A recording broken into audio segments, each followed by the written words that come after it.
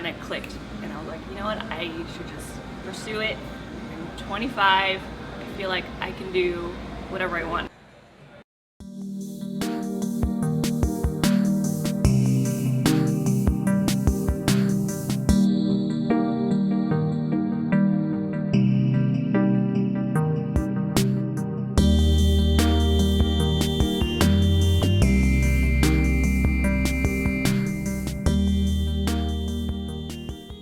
My name is Hsiang. I am owner of the Shangri-La boutique and the designer of Hsiang jewelry.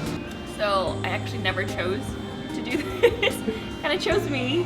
I was a fashion major, and I've always liked the feel and the look of jewelry, and that's something that I probably should have looked into before I went to fashion school. But I had an online shop in like about 2011, and after that, I kind of didn't see any brick and mortars that were selling things that I was selling. How I got started was, again, I was just selling my clothes one day because I needed some extra money, and I saw a little Airstream kind of parked in that shopping plaza, and it had a for rent sign on there. And I thought to myself, like, this is perfect. I don't have to spend too much money on like redecorating and too much money on product, because not that much product fit in there. But I kind of put a lot of product in there at the end. But I think it was a sign to me that this is something I should be doing, and I kind of just took the leap, and here now. I have second thoughts every day. It's not as glamorous as a lot of people think it is. Like, I think a misconception of what I do is kind of like I just sit here and just smile and wait for people to come in and buy things, but it's so not true. Like, I wear so many hats while doing this. I do my own marketing, I make the jewelry, not everything, but I make some jewelry. I do accounting, I have to do just basically everything you think of, and I have to do it. So it's kind of taxing. It's not as creative as I thought it would be. I thought I would just be making things and selling them and being happy, but there's so many other things that you have to think about that now, when I look back on it, I should have probably explored it a little bit more before I kind of dove into it. But I don't regret it.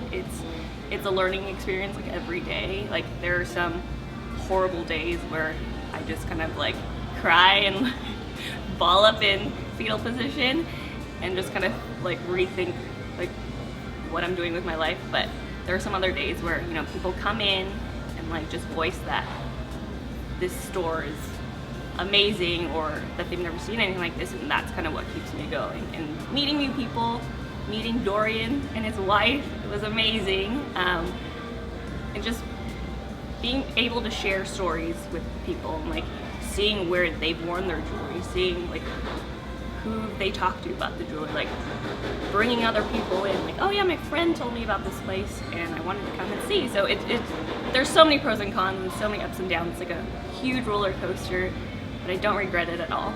I find inspiration everywhere. Like, the one thing that I think is funny, when people come in, I always tell them to show me their hands and like what they're wearing and how they're wearing it, because I feel like people are inspirational. Like, people kind of like the whole street style scene. Like, I love seeing what other people come up with. It can look completely different on two different people, like how they style it. So people are definitely my inspiration. Architecture. Other jewelry designers, like, I'm constantly on Instagram, social media, Pinterest, just trying to find things that kind of pull at my heartstrings. I love textiles, like patterns and everything like that are super amazing, and like how people put colors together, that is a big inspiration for me as well. My daily routine is never the same. Since I'm here all the time, I kind of get here at 12, sometimes a little early, sometimes a little late, but sometimes I'll stay like 2-3 hours after if I have to. If there are people in here, like, I never will shut down because I need to. I'm always on the internet, on Instagram, kind of just searching for the newest, the best, and the most inventive things. I I'm always emailing at night. I don't really sleep that much. I'm just always planning the next thing. The work is never done, especially like tax season is coming up, so we're doing that like probably 2-3 hours at night after work. I'm always on Pinterest, like trying to figure out if there's photos I could maybe blow up and put in here as decoration. I'm always searching for like decoration for the store. If you can't see, there's a lot of decoration. But I feel like every day is completely different, which is another reason why I love doing what I do. It's not a 9 to 5. I don't like clock in and clock out and then go home and do whatever I want. I mean, sometimes I wish I could do that, but I feel like it's a lot more fun having no like direction. And so I know some people like you know, the categorical boxes of what I should do every day, but I think it's more, I guess, nomadic in a sense.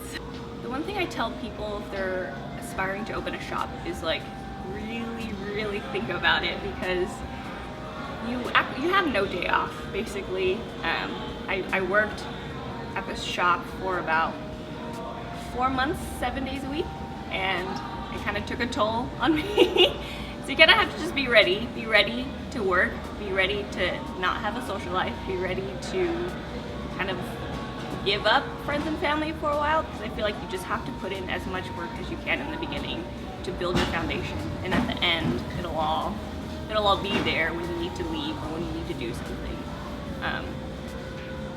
And also just be yourself, be creative.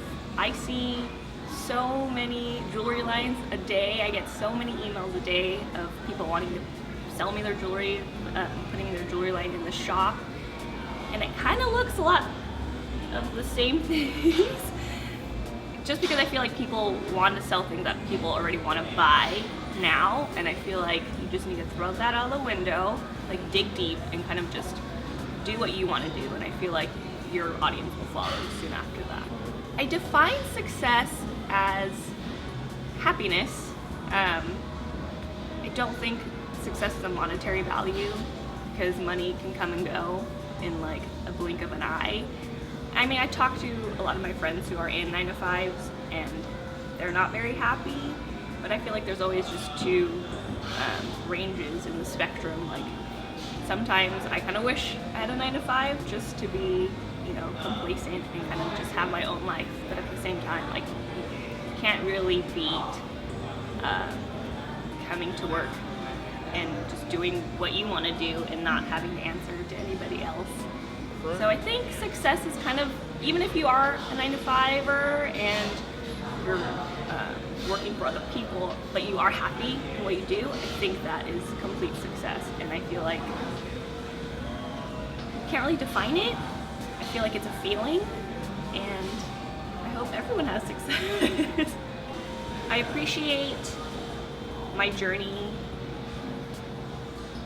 I feel like I've had a lot of setbacks and a lot of roadblocks, and I feel like going through those, I feel like I've come out a tougher person. I never knew that I could accomplish any of this. Like before, I was kind of doing nothing with my life, and I feel like doing this kind of toughens you up as a person. Like I have to kind of come to work and think like not everyone likes what you do, not everyone will appreciate what you do, and I feel like in the beginning I was a very emotional person where I kind of took to heart what everyone said, but now I kind of brush it off, because you have to feel like you don't like what everyone else does. Like it shouldn't matter, because everyone has different tastes, and I feel like that part of the journey has been the hardest, because it's like you put all your work and your soul and your blood, sweat, and tears into everything, and I feel like in my mind I'm like, why don't you like what I do? Like this is amazing stuff. But yeah, I've come to realize that you just have to do what you do and just keep doing what you do. There will be a niche of people who will like it, and that is a crowd you just have to, those are people you have to reach out to. So you can find me online at theshangri-la.com, the link will be below, and on Instagram where you can find all of our daily inspirations and all of our new stuff. So it's going to be at the Shangri-La. I'm Karen Hsiang, and this is Appreciate.